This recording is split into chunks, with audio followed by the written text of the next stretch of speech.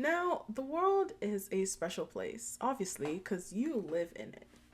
And there are some people that are even more special than you are. Some people will use God for anything that is literally going on in their life, or rather, they would use God as an excuse for their own bad decisions. And let me give you an example here. Now, you might see this person and look, they're obviously attractive. They look like they have everything going on for themselves. But in the series of videos that she brought up, y'all need to brace yourself because ooh child, you would literally think that you were being played. You would think that you were in a trick, in some kind of skit, but I promise you this is actually real. So y'all need to like settle down and listen to this. Today we're going to be talking about Zaisha Hudson.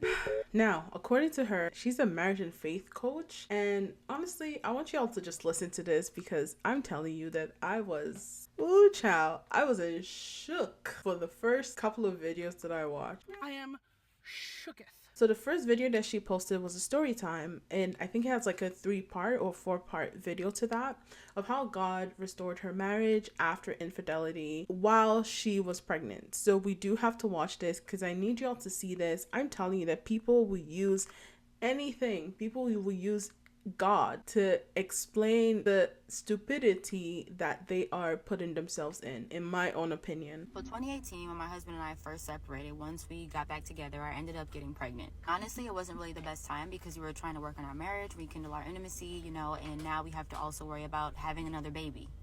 So we tried to make it work and just focus on ourselves. But honestly, me being pregnant and my husband was trying to work through things and his own feelings. And he kind of got to a place where he was like, look, it's too little too late.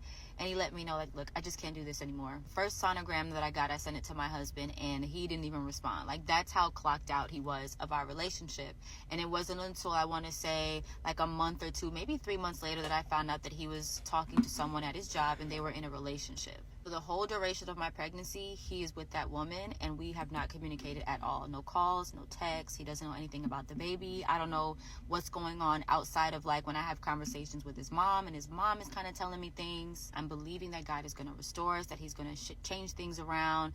And it was hard because I'm pregnant, I'm hormonal, and I love his mom, but there were even moments where talking to his mom was kind of detrimental for me because she would tell me things like, oh, they're having fun and they really like each other. So in my mind, I'm thinking he's in love with her and this is it, like our marriage is over. And I want to also say that throughout this time, even though I wasn't talking to my husband, the Holy Spirit would tell me a lot of things. Like sometimes I would have dreams about my husband and the Lord would just speak to me through scripture. And there were times where God would give me dreams or give me scripture and then his mom would end up telling me something that confirmed exactly what God would tell me. Okay, so I want y'all to actually like listen to what she said. She said that she's pregnant at that time. Pregnancy itself is difficult. A lot of people can't, like, it's especially for single moms, it's hard to go through pregnancy by themselves. And even people that are in a relationship, pregnancy is hard on that woman. So she's pregnant by herself. She tells her husband, because at this point it's a husband, she tells the husband that she's pregnant. Husband didn't even say anything about like the sonogram, nothing like that. So he don't care about that. He's seen another woman, mind you, they're still married by the way. So he's seen another woman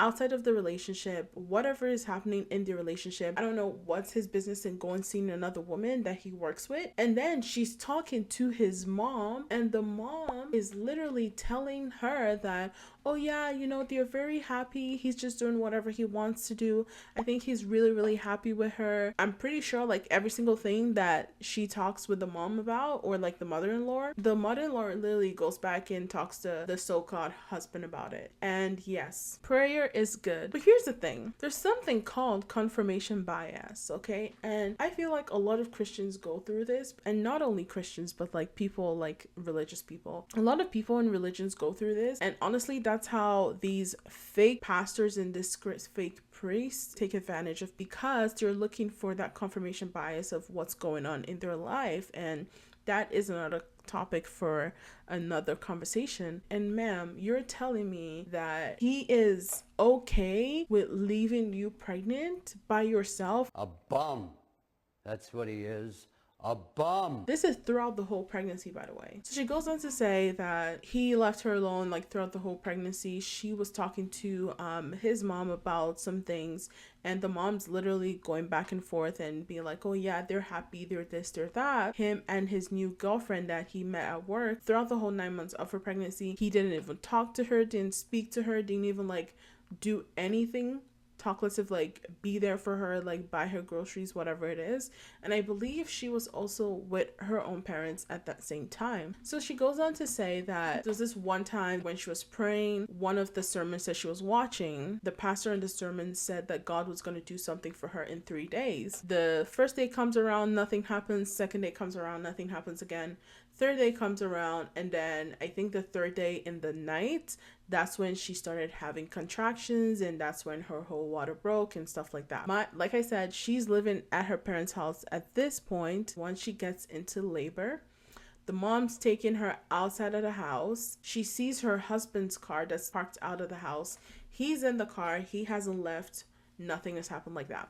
And so they drive to the hospital. Because now I'm like, the contractions are hitting real bad. So I'm like, where's the epidural? Now I'm sitting on the hospital bed about to get the epidural. And you know, they tell you like, don't move because it could hit a nerve or something like that. And the doctor ends up telling my husband, oh, come and hold her. This doctor doesn't know how my husband and I are, that we haven't talked. So my husband comes over and he just holds on to me. And y'all, I swear, when he put his hands on me, it like brought me so much peace. Like I felt so much more comfortable. It was like once I get the epidural, I'm just laying there. My husband is still there. Like he's still sitting in that chair. We're not talking. My mom is not really talking to me. And we're just waiting for my cervix to dilate even more. So here I am preparing to be with my baby by myself for the first night. And mentally I was ready. I was like, all right, this is just what it is. So I turn the TV on. I'm laying in the bed watching the TV and I hear a knock at the door. I'm thinking it's the nurse, because y'all know when you have babies, the nurses are coming in and out constantly all day, and there is a curtain right in front of the door. So the person opens the door and walks in. I still can't see them until they pull the curtain back. They pull the curtain back and it's my husband, y'all.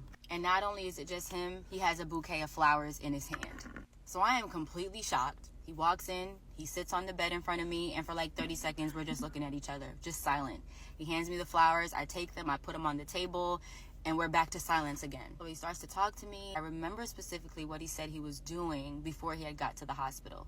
So he said he was in the shower and he was on his way to go be with the woman that he was with. And he said something in him was telling him, I don't want to go be with her. I want to go be with my wife. I want to go be with Zaisha. He said he called his mom and told his mom how he felt. And his mom said, well, then go be with your wife. So he said he got out of the shower, went to go grab some flowers, and came to me. After that, Oh my God. Oh my God. The same mom literally that's been telling her like, oh yeah, oh my God. I feel for this woman so much, because this is hard to deal with, especially when you're in labor, when you're honestly very vulnerable at that point. Like, this is really hard for her to deal with. And the mom is egging him on. That's why he's able to do stuff like this. I honestly really, really feel for her. Conversation, it was like nothing had ever happened. It was like we were not separated. It was like we hadn't stopped talking. He ended up picking up the baby and sitting next to me, and he was trying to help me breastfeed, y'all. And all I could think about was the prophetic word that I saw, that in 3 days something was going to happen. And on the third day, that is exactly what happened. The next day we get up and we're sitting in the hospital bed, and it's like kind of early in the day, and my husband is sitting next to me and he's on his phone, and I notice that her name pops up on the screen. I don't tell him that I noticed this. I just take note of it, and I'm kind of discouraged, but I'm like, you know, whatever, I'm gonna let it go. So the next day we spend the whole day at the hospital because our son had jaundice, and then they finally let us go towards the end of the day. So he drives us back to my mom's house. This woman literally gave this man the opportunity to have his cake and eat it too. He's like, you know what? I can choose between two women that I can go towards. And you know what? They will both be fine with it. They're literally both fine with it, bro. Because I'm sure the girlfriend too is like, what's going on here? Like, why are you like out of the house in the night and stuff like that? And the girlfriend probably knows about the wife. So she's fine with it. And then the wife too is fine with him leaving the marriage and going outside and being, oh my God, all this while she's pregnant. Honestly, this really breaks my heart. I know some of the comments here are saying like this one said, all I heard was I'm glad he finally chose me because I waited for him to finish his affair and come to me. Bro. So basically, he was allowed to go back and forth between y'all with no consequence. Like, for real. That is exactly what's happening right now. He was allowed to go back and forth with no consequence because he knows that y'all still gonna take him back. Oh my God. I feel so sad. Honestly, I really feel sad.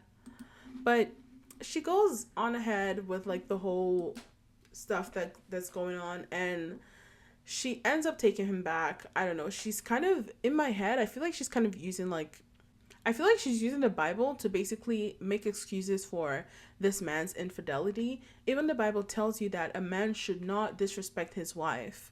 And disrespecting his wife doesn't mean, let me tell you something about it. Being disrespectful to your wife doesn't only mean like insulting your wife or things like that, but being disrespectful, going outside of the sacred marriage that God has bonded you guys together, that's also disrespect. In fact, there are even verses that tell you that the Bible is so in on marriage being a bond sacred because you're making that bond sacred in front of God. And so the moment you go outside of that, there should be consequences for those actions. But now she's using the Bible to literally, oh, I am so tired. She's using the Bible to literally give excuses for a man that isn't worth anything at this point because he's proven himself that he isn't worth anything. And it's also, I'm so mad too because his mom is also egging him on.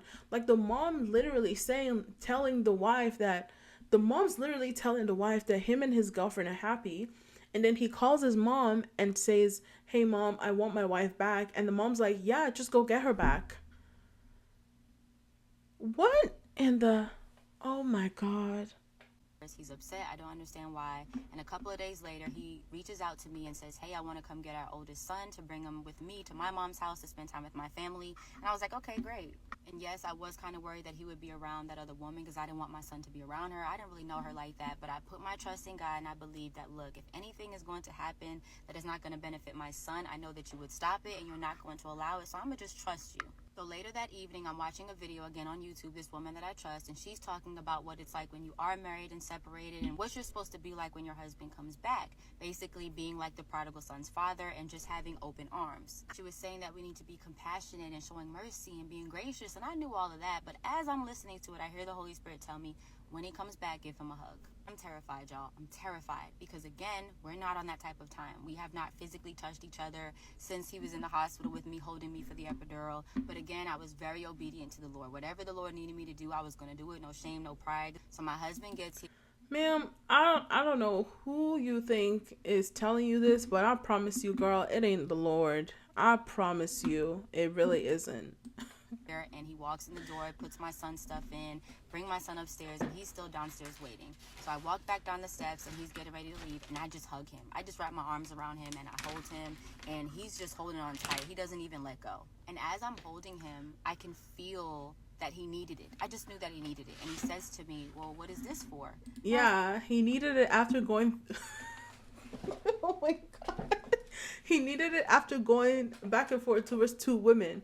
He was like, "Damn, I just need a hug right now, you know? Because, like, you know, it's hard dealing with two women right now." Oh, nothing. Like, I just feel like he needed it. I just feel like he needed a hug. He's like, "Okay, well, thanks." He went upstairs. I call his mom. Like, he just came over. I gave him a hug. Like, he didn't fight it. Like, I feel like he needed it. And she was like, "Tell him to come back." And I'm like, okay, like, why not? My mother-in-law lives 30 minutes away, and that's where my husband was living at the time. So he had to drive 30 minutes from my house to get to his mom's. So I hurry up and I text him. I'm like, "Hey, can you come back? Like, can you stay here?" And he's like, "I'm already home." So I'm thinking the conversation is going to end, but he continues to text me and tells me that he's had dreams about me, and he's just been feeling all these things. And I'm like, okay, great. Like, what are the dreams? Like, how do you feel about it? And he's just kind of speaking really like in a cryptic way. But again, I'm not trying to push boundaries. I really just want him to lead. And as he's sharing these dreams with me and what he feels and what he thinks it means, he ends up telling me, like, "Look, I want my family back. I want to be back with you guys. I need my..." You know what I think happened? I think something might have happened between him and that new girlfriend. And basically, he's like, shit, I don't have my girlfriend anymore. I need somebody. So you know what? I'm going to just go back to my wife. Literally, that's what I think is happening. That's what I think is happening. And look at the comments here. Currently going through the same situation. I thank God that I saw your video because I'm confused. Don't know what to do at the moment. I'm going through this, but I can't go back. This is growth on your behalf. Huh? This is a man that cheats. This is a man that cheats. He commented this like, this is a man that cheats, bro. Give him time to figure out and continue to trust in the Lord. Like, did someone not reply this? And like, look at the comments here. All congrats. These are people that are deluded. Either they are deluded or they are cheaters themselves. Look, I said what I said, okay? And they think this is okay. Honestly, I don't know what else to say again. Honest, this is actually really sad. Like 100% sad, bro. I can't. Ooh, child. Let's continue. And it almost felt like it was too good to be true, because I go through this situation at the hospital. I'm thinking God done it already just for him to leave the hospital, and he's still talking to this woman. And now here he is saying he wants his family. So he tells me that he's going to come over tomorrow. The next day comes and I'm waiting for him hours long, and I don't know where he's at. I'm texting him. He's not responding. So he finally gets to my mom's house, and he admits that he had been over at the other woman's house because he felt like he needed to give her closure, because he had ended their relationship abruptly and he knew that she was feeling some type of way. Now, in my mind, I'm like, she don't need no closure. I'm your wife. But I also understood that they had been together for almost 9 months. And so I told you. First of all, she was feeling some kind of way. I don't think he ended the relationship. I think she did. I think the other woman ended the relationship when she found out about the whole thing that was going on. And I don't think he was giving nobody closure. I think she ended the relationship, and now he's stuck like, oh, damn, I don't have this woman again. I basically have nobody. The other woman probably don't want to take him back. And now he's like, let me see if my wife is going to take me back. This is given bomb behavior 100%. There's nothing that you can tell me to convince me that this guy is not a bomb. There was still something there. And after that, we laid in that bed. I laid on his chest, and he just told me how much he missed us and how much he loves me. And he kind of just poured his heart out to me. And I started to tell him all the different things that God told me, all the things God shared with me about us and being restored, and how God had even used my son one time. And he's just laying there, and I don't know what he was thinking. I should ask him one day, but he was kind of laying there like, okay, whatever. But I could tell he was at peace just being with his family. Now I was in a place where I realized we were restored, and I think that I was moving a little too fast, because I was like, let's go on dates, let's go to the movies, and he wasn't ready. And so he ended up telling me one time, like, Zay, it's too soon for this. Like, I can't just pretend like I'm still not feeling some type of way about you. I can't pretend that I'm not like grieving this other woman. Like, I just need some time. So a week goes by where we do not talk at all. And at the end of that week, he sends me a message and says, I think we should be friends. And y'all, I almost lost it. He's saying that, you know what's happening right now? Because you were able to take me back, I know that you want this relationship so bad.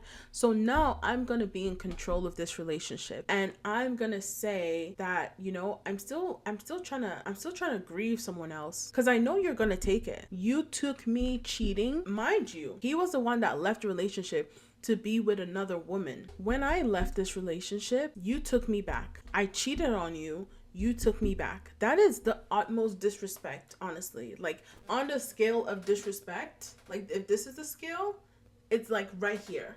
You can't see my hand right now, because that's how bad it is, bro. Even when I did that to you, you were still able to take me back. That means I now have control over this relationship. And guess what? Whatever I say, you're still gonna take it. Whatever I do, you're still gonna take it. Because if you were able to take that, nothing else is off the table at this point. And you know the funny thing? She's a marriage and faith coach. She's a marriage and faith coach. She's a marriage and faith coach. I need y'all to say this with me. She is a marriage and faith coach. I don't think, ma'am, that you have the qualifications to be a marriage coach, honestly. These are people that are listening to her. Like, her videos are getting an average of like at least 5,000 views per video, and this is probably the husband. Yep, this the husband. Let's, you know what? Let's watch him, because I need to dunk on him like real hard, like for real, for real. Another good example is that it's like, yo, you'll have somebody who wrongs you and you'll never forgive them, yet you'll just be completely sorry for every homeless person you see, forgetting that the fact that some of them put themselves there. Right. Some of them choose to be there every single day, and yet you feel. This is what a cheater says. Oh my god. Yo. He did not just compare himself to a homeless person. That's crazy, bro. He literally said, if somebody wrongs you and you don't forgive them, but then if you see a homeless person, you literally, Man, shut your bitch ass up, nigga. Nobody asked you that a bitch ass thing. You feel so bad for those people. Yeah. But you don't feel bad for the person that you refuse to forgive. Yeah. Like, you don't feel bad for that crazy. person. It's hypocrisy. That person F them. Yeah. But this person over here that I know nothing about, like, let me feel really bad for them. Give them stuff when they could be worse people. Yeah, babe, I'm telling you, that's, I'm like, people don't think about that stuff, which is why I realize I gotta stop defending it, because it's a matter of ignorance, and I can't, explain something to an ignorant person. I'm coming for homeless people now. No, but what you said is justified though. You know what I'm saying? You'll have more compassion for a stranger than somebody that you know. Somebody that you love. Because you feel hurt. That's not exactly even infidelity wise, but somebody says something to you, now you just can't forgive them. What the? I told y'all that this guy's a cheater. This guy is, I told y'all, bro. What I tell you, look, my intuition is correct, okay? Oh, Lord. How the hell does a homeless person have to do with this conversation, bro? Terrible comparison. Yes, terrible comparison. Why can't I see all the comments? They probably locked down some of the comments, bro. We need to see more of this videos. I'm using the bathroom, and I'm just like, babe, you know what? I'm just gonna tell you everything. I gotta tell you everything. And it was just... Yeah, and he got out, he came, he sat on the bed, and he just told me everything. And like he said before, it was things that some of them were things I already knew, but I also didn't know the extent and how much you struggled and how hard things were for you. And I knew in that moment, like, I just had to be there. So it's like, this part for the women that are like standing for their marriage is like, when it is time for your husband, oh my or God, wife, whatever, to did you see him? I watch a lot of like true crime stuff, and there's this thing that our buddy does, and I've actually seen myself doing it before. It's honestly, they are like, when you watch interrogations and stuff, and interrogations and like true crime and stuff like that, they kind of explain it to you basically how your body behaves, the discrepancies on the things that you say and how your body behaves. One good example is, if let's say you're telling a lie and you finish telling this lie and somebody asks, are you sure that this is the truth? And some people, this is honestly automatic. It's not something that you catch. People that are trained in this can kind of catch it, but it's not something that you as an individual necessarily have control over. And like I said, if someone's telling you like, okay, is this the truth? And you're like, yes, this is the truth. Usually when you're saying yes, this is the truth, and you know for the fact that it is actually the truth, you like nod, right? Like a little nod or something like that. Oh, like, oh yeah. But sometimes where there's that discrepancy is if you're saying yes, but your head is shaking a little bit. Like, oh yes, this is the truth kind of thing. Do you get what I mean? It's really small. It only can be caught if like by the trained eyes. But there's also another phenomenon where there's a smirk, right? And I totally forgot what the name of that is, but if y'all remember, please put it down in the comments. This is when somebody looks at them and they smile internally that they got away with something. So if I'm looking at you and I'm like, wow, you really believed what I said, it's like a... And sometimes some people, like, it can be as small as that. Sometimes it can be like big, like, you know, or like a smile or something like that. And usually people like will cover their mouths with it. That's why sometimes it's really easy to spot a liar if they're talking to you and, you know, there's some things that they're doing that don't match up with what they're saying. So that being said, I need y'all to watch this video again. Okay? I'm using the bathroom, and I'm just like, babe, you know what? I'm just gonna tell you everything. I gotta tell you everything. And it was just Yeah, and he got out, he came, he sat on the bed, and he just told me everything. And like he said before, it was things that some of them were things I already knew, but I also didn't know the extent and how much you struggled and how Yeah. hard things were for you. And I knew in that moment, like, I just had to be there. So it's like this part for the women that are. Did you see how he did this? Smirked and shook his head. That's why I'm telling you, these are like the non-verbal signs that you see in people. So if you're looking for those things, those are the things that you have to look for. Because he did this and he was like, I got away with this. There's no way this woman is this deluded and this stupid to even let me get away with what I did.